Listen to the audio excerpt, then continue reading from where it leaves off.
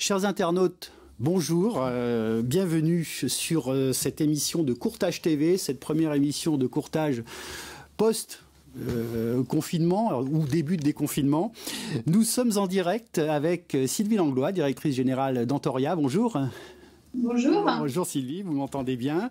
Merci d'être avec nous pour cette petite série d'émissions sur crise ou sortie de crise pour les courtiers de proximité.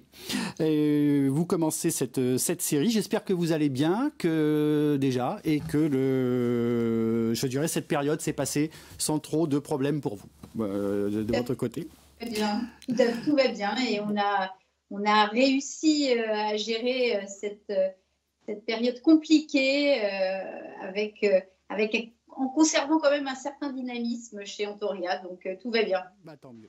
Tant mieux, tant mieux. Alors justement, vous allez répondre à toutes ces questions.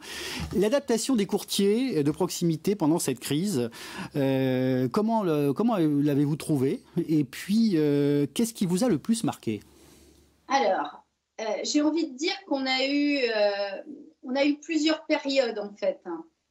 Ça a été, il y a d'abord eu le choc, je pense, de l'annonce du confinement sur des structures, puisque notre réseau, ce sont essentiellement des petites structures, hein, donc toutes ne bénéficient pas des outils et de l'organisation qui leur a permis de réagir, je dirais, dans l'immédiateté à cette annonce de confinement.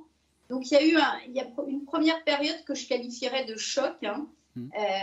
On en a eu quelques-uns au téléphone pendant cette période qui a été finalement assez courte, hein, parce que je pense que ce qui qualifie le mieux un courtier de proximité, c'est quand même son agilité, ça.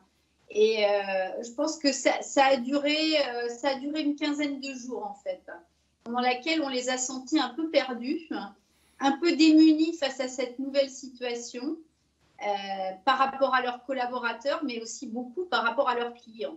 Et puis, les 15 premiers jours passés, puisque nous avions fait le choix de conserver en activité la totalité de notre équipe commerciale, à travers les contacts qu'on a continué à avoir avec eux, on s'est rendu compte finalement qu'ils s'étaient organisés. Ils s'étaient organisés alors, avec les moyens du bord pour certains, avec des moyens un peu plus perfectionnés pour d'autres, donc qui leur ont permis de poursuivre leur activité. Et donc, je dirais qu'après, une fois ces 15 premiers jours passés, dès début avril, on s'est rendu compte que les courtiers se sont à nouveau beaucoup impliqués auprès de leurs clients et ont eu à cœur de les accompagner dans les difficultés que leurs propres clients pouvaient rencontrer. Et alors, quel type d'aide vous avez mis en place? Comment vis-à-vis d'eux? Est-ce que par rapport à leur demande, justement, bien spécifique? Sur quelle catégorie? Est-ce qu'il y a des catégories de risques? Alors, vous êtes sur l'assurance de personne. Maintenant, c'est l'assurance de personne et l'assurance dommage. Hein. Maintenant, vous faites tous les risques. Où est-ce qu'il y a eu le plus de demandes au niveau d'Antoria? Alors, d'abord, je pense qu'il faut mettre en perspective la nature des clients de nos courtiers, hein. Ce sont par définition des petites entreprises et des TNS, donc des petites structures, hein, qui elles aussi ont vécu cette annonce du confinement comme un choc brutal par rapport à leur activité, hein, puisque dans bien des cas, il y a eu une cessation complète de l'activité. Comme vous le disiez, on intervient à la fois en assurance de personnes, mais également en IRD, hein, et notamment auprès des artisans du bâtiment en RC décennal. Donc là aussi, il y a eu un arrêt brutal des travaux en cours, de tous les chantiers en cours.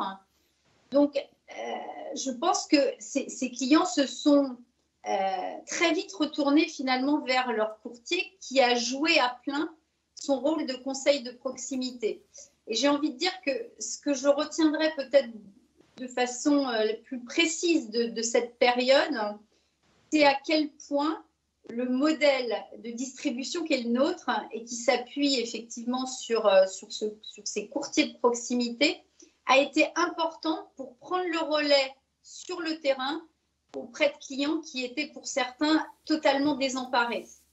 Alors après, sur la nature de leurs demandes, j'ai envie de dire qu'il y avait plusieurs niveaux de demande.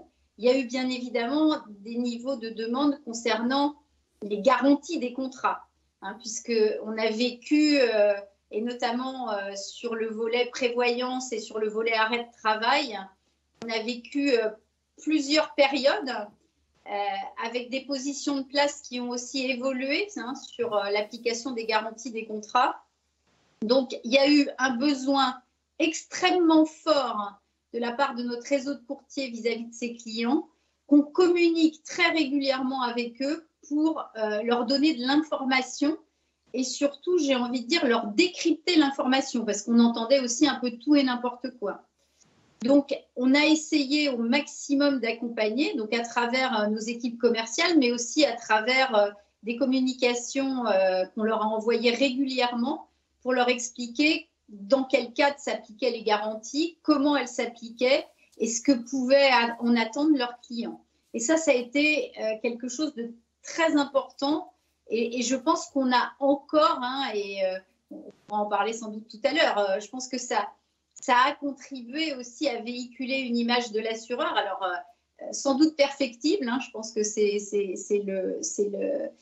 la conclusion qu'on peut en tirer, mais on a beaucoup à travailler là-dessus et je pense que pour demain, c'est un sujet qu'il va falloir travailler.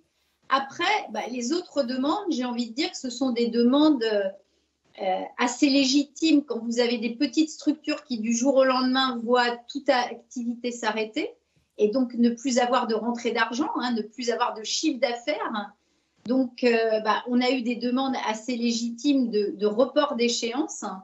Donc, dans ce cas-là, également, très rapidement, on a mobilisé des équipes supplémentaires pour accompagner ces demandes de report d'échéance. Alors, à chaque fois, on a eu soin, et je pense que c'est un choix qu'on a fait qui était pertinent, de faire relayer ces demandes par les courtiers de proximité. Parce qu'encore une fois, c'était très important dans cette période d'avoir quelqu'un à côté des clients qui sont par définition pas des spécialistes des contrats d'assurance ni des modalités des contrats d'assurance. Hein. Donc, d'avoir ce courtier de proximité qui pouvait décrypter, expliquer et avoir une démarche pédagogique et expliquer concrètement à son client ce qui allait se passer. Et puis, comme beaucoup d'autres, hein, mais je pense que nous, de façon assez rapide, et on a aussi essayé de mobiliser à travers notamment la fédération des associations souscriptrices, hein, qui portent nos contrats en assurance de personnes. On a mobilisé un fonds de solidarité parce qu'effectivement, on a été confronté à des cas assez critiques, hein, de TNS notamment, qui se retrouvaient assez dépourvus face à la situation et à l'arrêt brutal de leur activité. Alors, pour 2020-2021, comment vous voyez la situation de votre niveau, la situation du courtage de proximité, au niveau des résultats, du chiffre d'affaires, et pensez-vous qu'il y a des risques qui pèsent sur les courtiers de proximité aujourd'hui, plus qu'avant, ou quel est votre sentiment là au niveau de vos apporteurs ? Je pense qu'il y a deux choses. Il y a ce que je vous disais, il y a les conséquences bien évidemment économiques de la crise. Hein. Le courtier vit grâce à ses clients. Si ses clients prennent la crise de plein fouet et sont amenés à fermer leurs entreprises, hein, ou à cesser leurs activités, forcément, il y a une répercussion immédiate sur le courtier de proximité. Enfin, je veux dire, c'est une chaîne de valeur qui est incontournable. Donc, à date, j'ai envie de dire qu'on n'a aujourd'hui pas encore constaté de façon brutale des impayés en masse, des arrêts d'activité complets.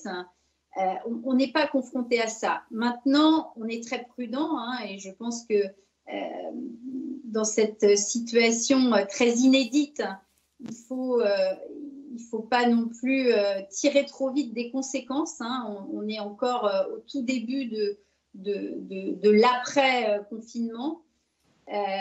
Donc, on attend principalement l'échéance de juillet, puisque dans nos contrats, on a encore beaucoup de contrats qui sont trimestriels. Donc, l'échéance de juillet est une échéance importante. Donc, on attend aussi de voir quel va être le comportement des clients de nos courtiers face à ces échéances et voir s'ils vont faire face. Pour l'instant, encore une fois, on n'a pas constaté une envolée des impayés. Bon, je pense qu'il y aura forcément des conséquences. Alors, il y aura sans doute des conséquences, j'ai envie de dire, moins sur les anciens contrats qui étaient notamment en assurance de personnes qui bénéficiaient à des TNS et à des entreprises plus installées. Mais sur les dernières cohortes de contrats où on avait des TNS plus jeunes qui montaient leur activité, on risque d'avoir un peu plus de casse et forcément des répercussions sur le courtier de proximité. Une dernière question, excusez-moi, oui, parce que le temps malheureusement passe et j'aurais bien aimé être plus longtemps avec vous, mais est-ce que, donc on a compris cette prudence de toute façon, parce que c'est difficile mais est-ce que vous tirez des enseignements sur le plan produit et offre commerciale de cette période avec certains besoins qui sont apparus? Alors, je pense effectivement qu'on ne peut pas regarder dans le rétroviseur et se dire qu'on va faire exactement la même chose que ce qu'on faisait avant.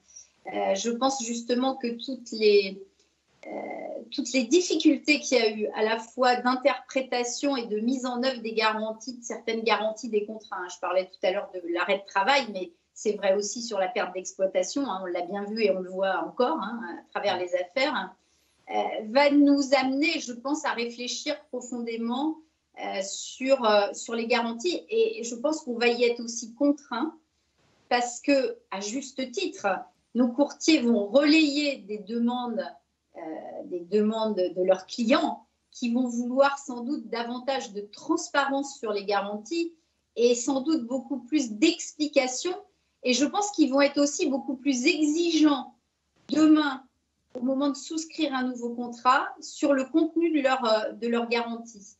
Et je pense que cette période, elle a mis ça en exergue. Cette nécessité, effectivement, d'être sans doute encore plus pédagogique sur quelles sont les garanties de mon contrat et surtout comment elles s'appliquent, quelles sont les exclusions et quelles en sont les limites.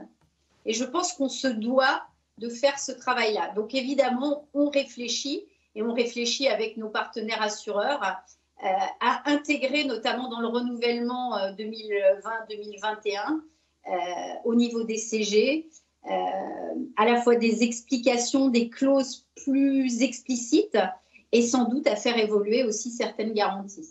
Sylvie Langlois, merci. Je rappelle que vous êtes directrice générale d'Antoria. Merci pour cette interview et à très bientôt. Et puis bon courage à Antoria, bien entendu, pour les confinements. Merci beaucoup, à très bientôt. Au revoir, Madame Langlois.